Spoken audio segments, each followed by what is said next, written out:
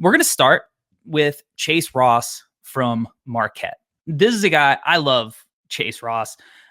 He is just a ton of fun. He's a guy that I got to see live at during the Big East tournament last year.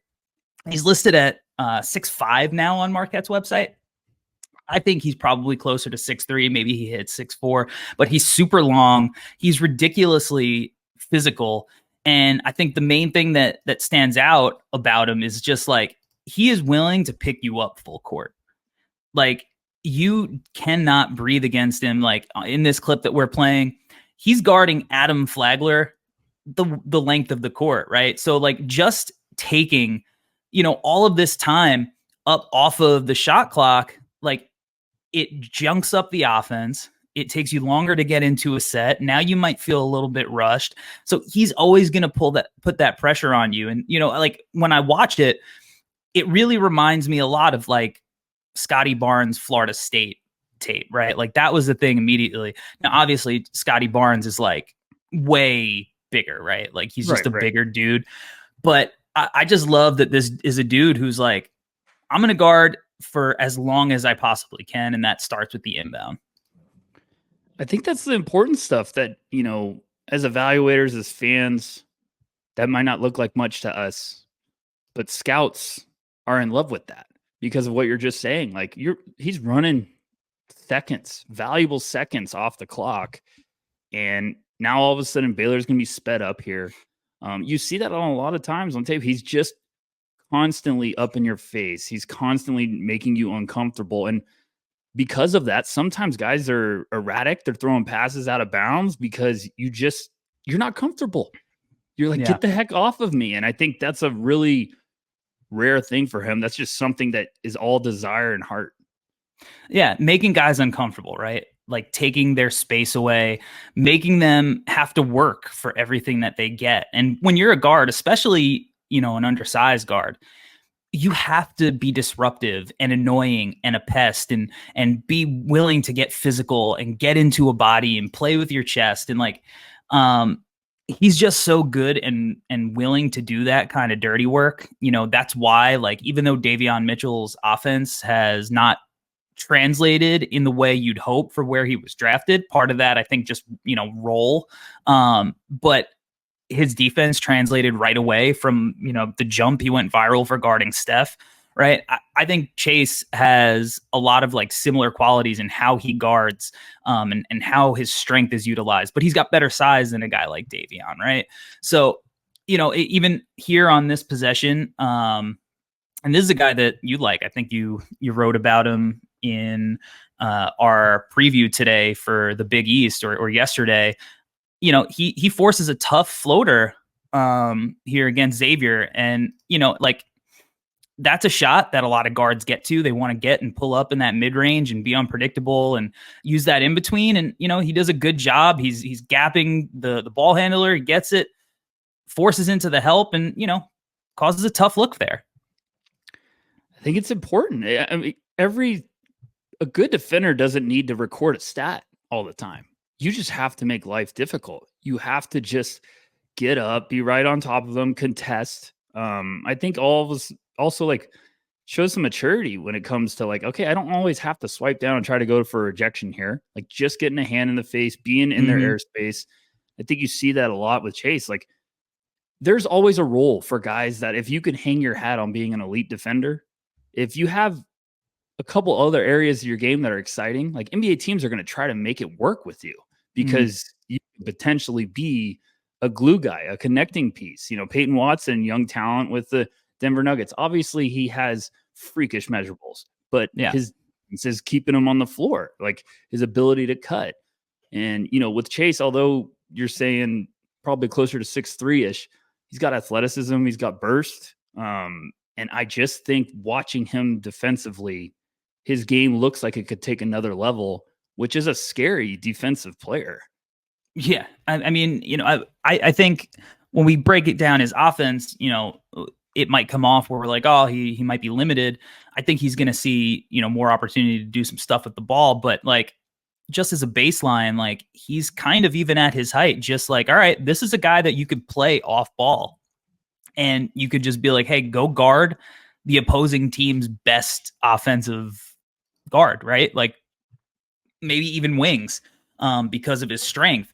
Like just be a pest, guard full court, have those active hands, like don't let anything easy. Dive on the floor for loose balls, and then you'll get your looks on offense when the ball swings your way, and you can knock down shots and attack closeouts. And again, we'll break that down in a minute. But like, I just love the intensity. Like, it's a tournament game, right? Like, get on the floor, burn those knees up, right? Like, get some bruises. Doesn't matter. He's given up his body. This is the stuff that coaches love. This is, why he wasn't expected to get a ton of minutes last year as a freshman, and he played his way into a huge role.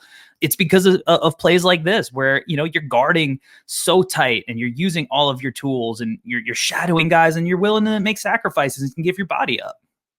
There's times all the time on tape, he's on the floor. It's a tip and he's diving before the ball's even hitting the ground. It's just the instincts. And he's with the perfect coach to unlock another level of that defensive ability with Shaka Smart. And I think, as you put in that piece, like, not being a big time recruit is never a terrible thing. Like, a lot of guys don't hit the ground running as a freshman, but a lot of guys turn into legit prospects throughout their time at the collegiate level. Like, yeah, of course there's going to be these one and dones we're excited about this year, but this is the fun stuff. This is when you see a player start to really develop their craft. And I think Chase is doing that on the defensive side of the ball. There's plenty of boxes he checks offensively, but I also think a good point you just pointed out is, yeah, he might be a little undersized, but I think he's got that lower body strength. He's got the quickness. Number of times he's switching onto players where he's holding his own, and smart team defender too. Is like, there's just a lot of stuff to like with him when it comes to the defensive side of the ball. He's super versatile defensively, like even here, right? So we just showed him on the ball. He's a guy that they made chase around other guards too, right? Like, he's shadowing Jordan Hawkins here, just not giving up anything easy. And then eventually, low clock, forcing him into a super tough shot. But this is what they did. They would deploy Chase on these movement guys, right? So like, we see it with Jordan Hawkins here. And then we're going to see it with somebody that you're a big fan of on the next clip that I'm about to pull up, with Miles Kelly, who's a little bit bigger than Jordan Hawkins is, especially, he's got that strength that Jordan kind of lacked, right? Like that frame. And, Chase is on him. I love this here. He knows that he's a shooter. He knows he's off ball, but he's still in the right spots, fighting through screens. And then Miles Kelly's going to try to bang in the post, and he doesn't give up an inch, right? Like, he's just making him work the whole way down the floor. Like, he's in his stance. He's not even on the ball. He's splitting the gap there. He's just super crafty and, like, just super attentive. It's really rare for freshman guards to like have that kind of level of focus where it's like, all right, if I know if Miles Kelly gets loose, like, that shot is going in, and he has the wherewithal to have that, keeping his head on a swivel, even though he's focused on the ball here. He knows where Miles Kelly is. He knows he can take a chance. He knows that he doesn't have to run all the way to the corner. But as soon as he makes that sprint, he's getting around that double stagger and, cutting Miles Kelly lane off and forcing him into a tough look. You see attention. And like we're saying, this was not a guy that was expected to play heavy minutes as a freshman. This is probably Shaka Smart's bringing him in, being like, okay, we got a fun talent we could develop here, but he played his way into the rotation. He's doing this type of stuff where it's like, okay, you're coming into the game, you're taking the best guy immediately. That's your role. And that shot, like, everyone could say like, oh, well, hey, Kelly got into the lane, but it's like, it's a nightmare to get there. Like, it was so difficult. And I think that's just a win in itself, is you have to be like, gosh, just this guy won't get off of me. And I think that's what you see with Chase Ross a lot. It's like the previous clip with Jordan Hawkins, we saw Hawkins run people to death. And there you go. Another example right there. Like, Hawkins probably like, gosh, this guy's everywhere. Leave me alone. So I think it's just this is a special talent defensively. It really is. And I think there's something there. And I'll ask you, Corey, like, from seeing him in person, on tape, it looks like he's got some good length. So Oh, he's super long. He looks super long in person. And that adds, if we're talking about a lengthy wingspan, like even if he's 6'3", 6'4", but with that wingspan and strength to switch onto other positions, that counters it out. That really checks some boxes. Yeah, I mean, here he's on Tristan Newton. He's making his life hell, right? Like, get me off of the ball like I can. Right. And then uses that length to get the strip. Now, the one thing that the one area I want to see him mature at as a defender, because I think it's the only thing he does where it's like not a weakness necessarily, but he reaches sometimes. Right. He'll try to use that length. He'll try to gamble for steals, and he had a 3.9% steal rate and a 1% block rate. So like he was the only freshman in the country to do that. Like those numbers are insane. And but sometimes it does leave the rest of his back line in a little bit of trouble, just because you gamble. Sometimes it's not going to pay off. You're going to let guys get into the lane. Now here it doesn't end up hurting them necessarily, because Oso does a good job and help of not fouling and making the shot at the rim a little bit tougher. But that guard might be Damian Lillard or Steph at the next level, and you don't want to do that to those kind of guys. But he's a smart defender overall, and I think that shows on how he rotates and how he's utilized as an off-ball defender.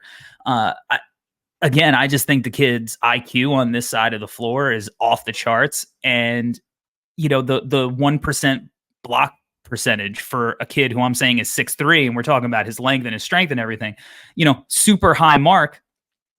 Look at that rotation to come over and protect the rim. Like when your 6'3" guard can kind of be a rim protector, it's impressive stuff. And it's a testament to him just having that court awareness on the defensive side of the ball. Look at him pointing, he knows that he's the low man. He knows that he's going to have to come over and help on the roll, like big time stuff.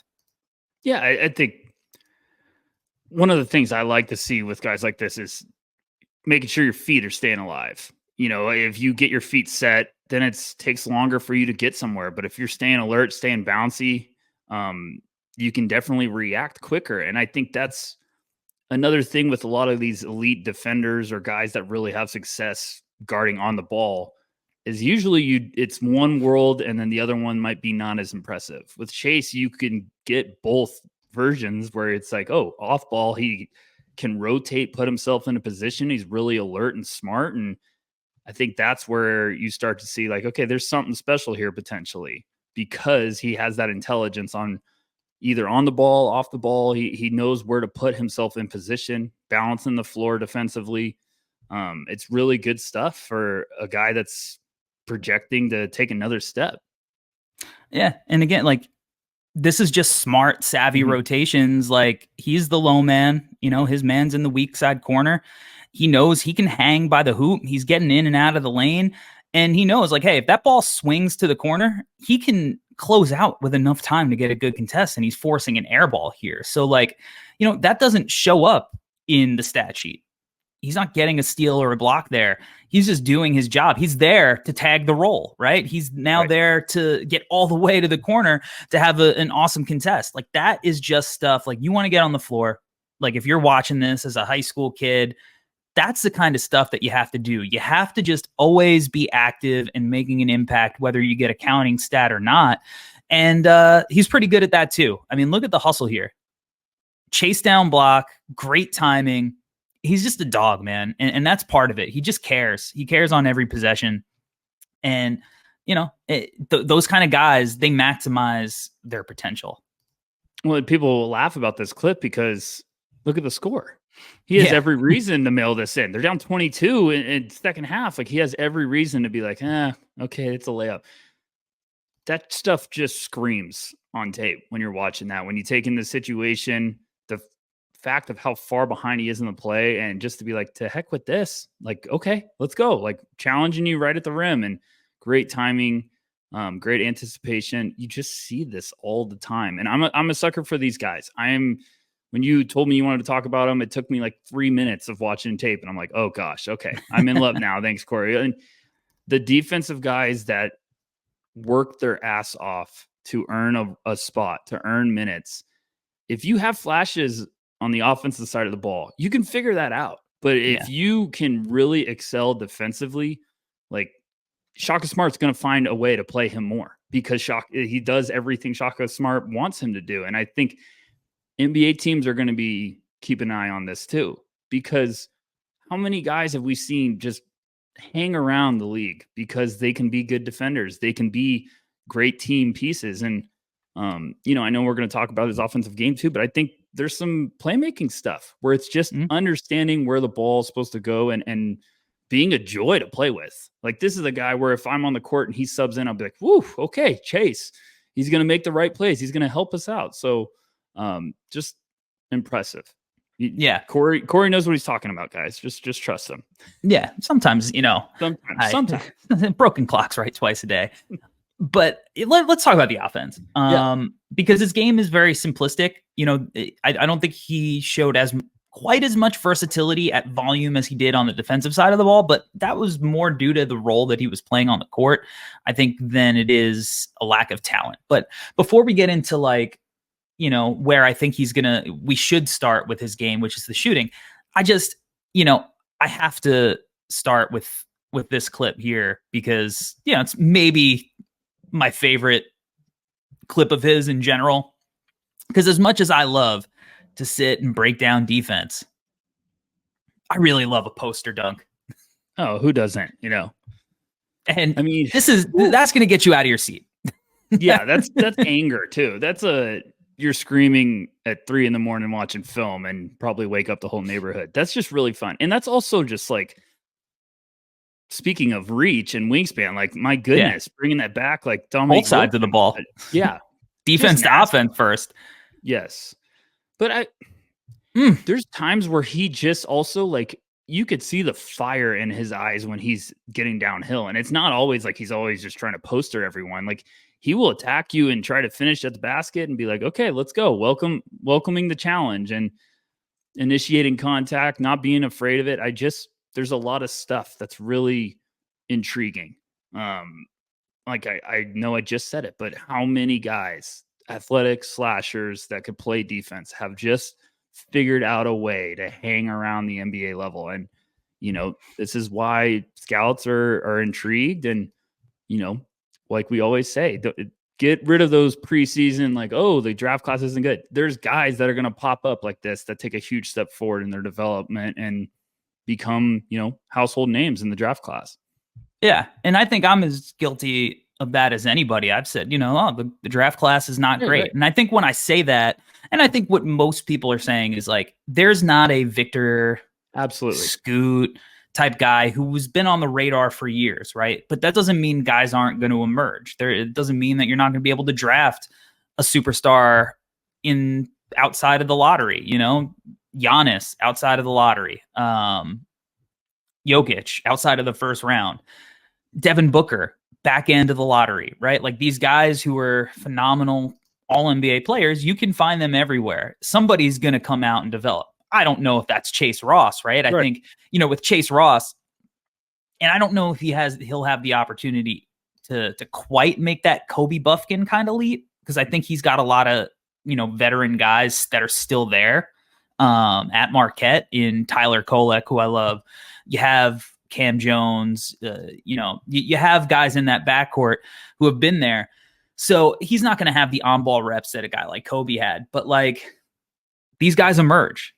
New role, new confidence from coming back for a second year, right? Like, so I think Chase is going to emerge with an increased role, show a little bit more to his bag. But even still, if you can get up like that, that's NBA level athleticism. And then, he's a guy that I think is going to be able to baseline, be a 3-and-D guy. Now, he only shot 32% from 3 last season. It was on 1.7 attempts. So I think the volume was so low that I don't want to make too much of it. Because when I see him shoot, and he knocked down 3 threes in the game that I saw him too. But when you see him shoot, I think the shot looks good. Mm-hmm. Like, that looks like a 36, 37% 3-point shot to me, especially as a guy who mostly is going to do a ton of his work off the catch. So he's a lefty shooter. He's got that high arc. I'm buying the shot. How are you feeling about his shot, knowing that, it's a 32% shot overall? I don't get too caught up with the percentages. I mean, obviously you make note of them, but Yeah. I'm making note of the form. Like, okay, does it look consistent? Does it look confident? And early on, I was like, okay, I'm buying it. It looks smooth. He looks confident with it.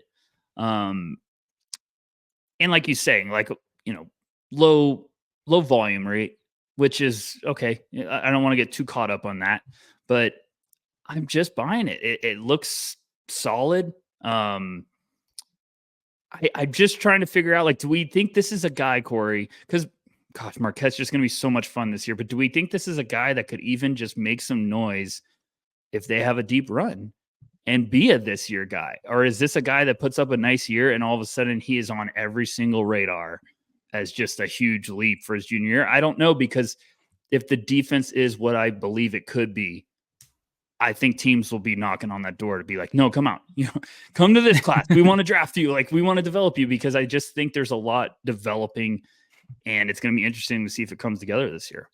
Yeah. I think he's going to be a this year guy. Yeah. Yeah.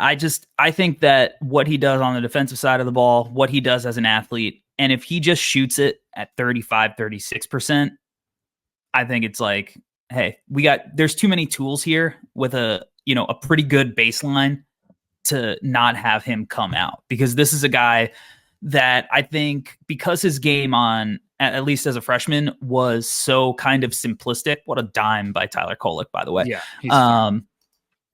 Because his game is so simplistic in that kind of 3-and-D plus role, like, and because so many NBA teams have these jumbo creators, like, this is kind of like the kind of point guard you want to have on your team playing next to those guys, right? Like, this is kind of like, is there some Derek Fisher in there in role for a team if he went and played with Luka or something, right? Like, just play defense or be, knock down shots and, attack and get in the lane when you can. So I think he's going to be a this year guy. I wouldn't be surprised if he's not, because again, you have Tyler Kolek, you have Joplin, you have Cam Jones, you got Oso. Like, there's a lot of mouths to feed on this Marquette team, but I still think that there's going to be enough food left over, even if, he's the sixth man, that Chase Ross is going to be able to come in and still eat a little bit. I mean, you name dropped the guy perfectly earlier that we weren't even talking about this time last year when it came to Kobe Buffkin. Wasn't a lot of, top 20 projections in the preseason, but Buffkin just really cemented himself as a legit talent, played potentially on both sides of the ball at a high level. And,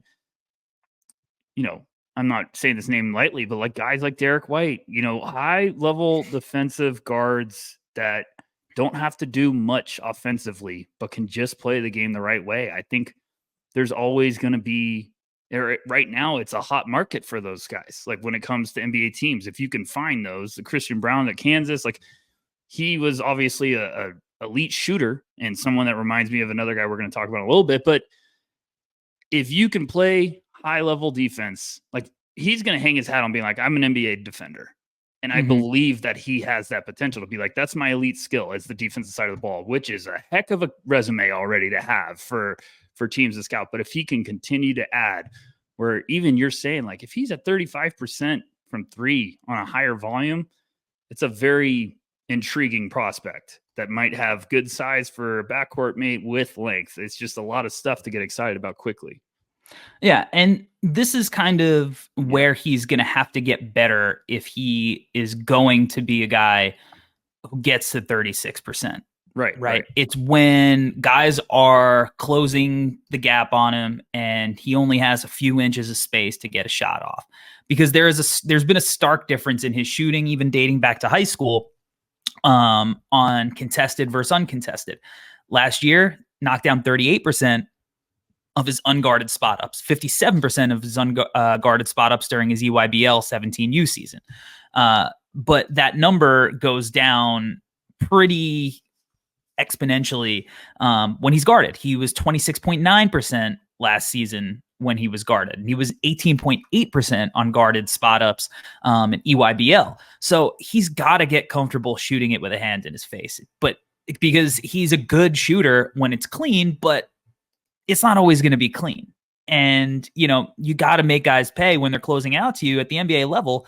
Like, they're not going to ignore you if you're knocking down open shots. So it's got to get to a point where he just starts knocking some of these down, where there's a hand in his face and he doesn't kind of have to, speed his release up or alter his shot in any way.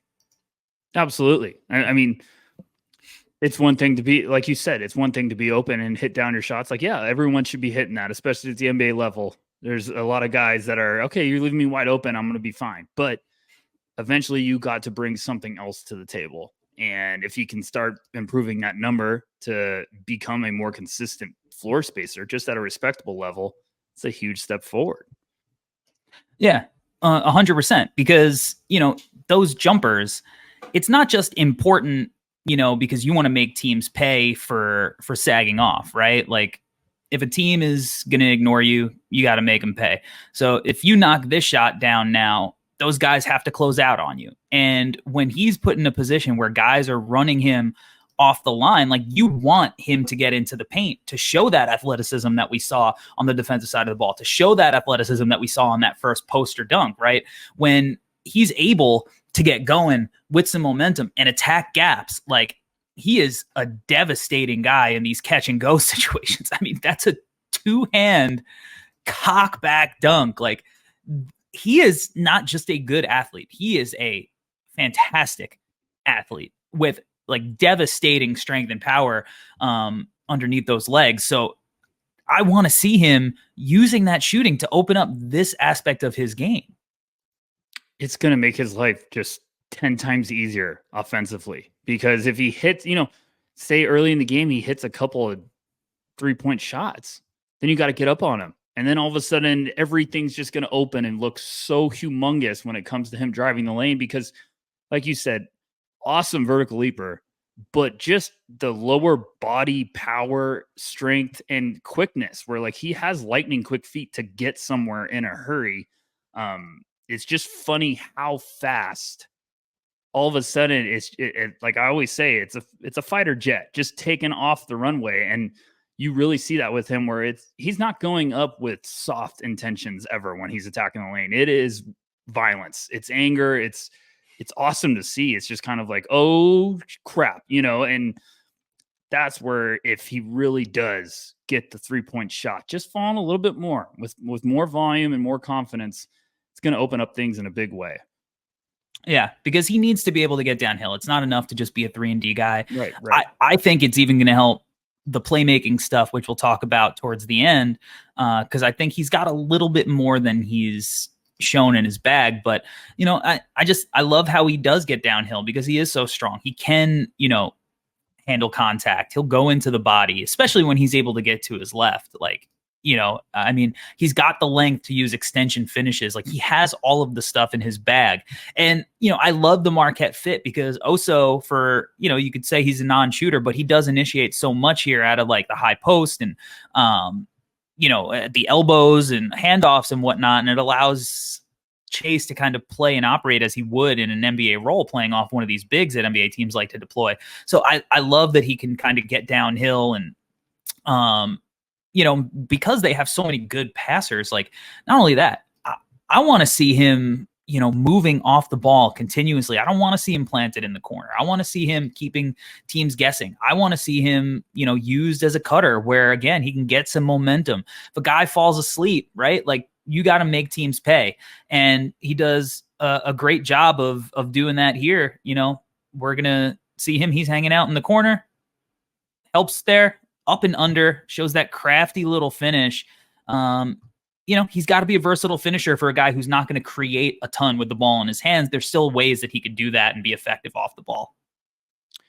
Yeah, that play. I mean, those two plays are just so impressive. Like the previous one, because he just stays with the cut. He doesn't give up on it, just continues to move through. And then this one, like, showing people don't realize how hard that was. It looked impossible, and it was even harder than that. He showed that ball on the other side and then brought it down to finish on the away from the shot blocker. It's just stuff like that. Like, I think the outside shot will open up such a world in which he's becoming a more versatile offensive threat, because he does have off-ball stuff. He is intelligent. He knows where to find the lapses in the defense. And, there's just stuff like this too, where you're like, woof, like just really impressive. So a fun talent that it's almost just like, okay, it's a matter of time before this all starts to fall together. And when it does, it's going to be a heck of a player. Yeah, because you see when he has space, like he's able to show that handle off a little bit more. It's broken offense. He gets to initiate a little bit because the defense isn't set, but like he looks shifty here, getting downhill. And sometimes he could, in the half court, he's trying to create for himself. He looks a little bit more stiff, but a little like in and out, the hesitation, change of pace, put the jets on, and then again that extension finish. I mean, it's really fun stuff. And this is the type of stuff that I'm like, all right, there's more for him to unlock. Now, a big aspect that I think he needs to kind of make a part of his game is the floater. He needs an in-between game. And because I don't think it's going to be a mid-range shot. That's not going to be his role. But he does need to, kind of knock down these floaters. Now he has that high arcing release. I think he's going to have touch, but he just didn't go to it a lot last year. So it's hard to say that he has it. I think if he, tries to utilize it, it'll be effective for him, but he really needs to make use of it. And not even so much. I mean, obviously it helps because it makes the defense think like, is this guy going to get to the rim every single time? Like, that you become predictable if you do that. And, he can't be predictable in his role. It can't be a shot or, an attempt at the rim. It's got to be a kick out. It's got to be a floater. This floater, if he utilizes it correctly, it reminds me, of why Trae Young is so effective. It reminds me of why Emmanuel Quickley has been so effective running pick and roll. And he looks super smooth running the pick and roll here, right? Throws that lob, beautifully executed pick and roll. And it's stuff like this that I'm like, all right, so his assist percentage was really low because he did not have a ton of opportunity to play with the ball in his hands. 7.4 assist percentage. Now he had a positive assist to turnover ratio, which is good. But if he gets that floater, now this is a devastating play because now the big he might have to come up earlier and you might get even more room on the roll. And he might be able to make something like this happen even more often than he does. And hopefully we get to see that with an increased role because I do think there's some playmaking stuff. He makes, he's willing to move the ball. And he's able to kind of make like high feel reads with good touch. This goes back to him knocking down shots and that catch and go to the rim, where we saw him throw that monster poster dunk. Well, here, Jordan Hawkins got to close out. He's able to attack and a little drop off. Like that is a pretty slick pass for a guy who didn't do a lot of playmaking. So there's not a ton of evidence to show that he can do it, but there's just enough with enough good decision making where I'm like, all right, I think there's more that we're going to see this year. Yeah, I felt the exact same way watching is like, okay, there's a limited sample here, but there's the right flashes in which you start to say like with more minutes, with more touches, there's something else here. And I think what you're pointing at is like a full off season is going to really show like the mindset when it comes to like, okay, how hard you've been working, where are you developing? Because now he's got to figure out the in-between game. Obviously we're talking about like, okay, if the 3-point shot starts to fall, well, yes, that's a big deal, but he needs something else. You got to find something else because yes, athletic slasher, we get it. Can finish at the rim. He can jump out of the gym, but you have to have something else in your game. And of course he's probably working on the outside shot in the off season, but can you find one other area that all of a sudden really just starts to make you a nightmare to deal with offensively? We know what a pest he is defensively, but offensively, where can you add another area to be a headache? And I think you're right on with the floater. If he could add that to his arsenal, and then the 3-point shots coming along, now you're starting to get the ingredients coming together in a really nice way.